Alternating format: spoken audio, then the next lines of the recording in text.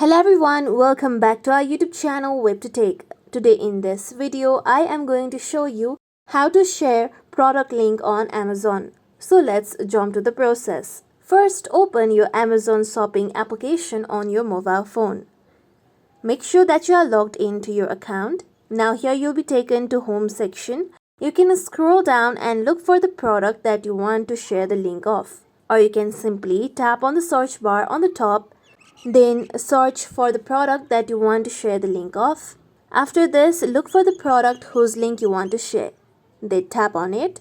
With this, here you'll be able to find your product descriptions as well as the product details. So here you can simply find a small share icon on the right side. Tap on it. Then here you'll be able to find copy option. Tap on copy option so that you can copy the link of the product.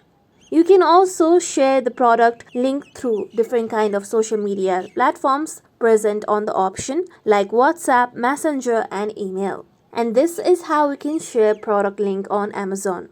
Thank you for watching everyone. If you like this video, please like, comment and share, and don't forget to subscribe to our channel for more videos.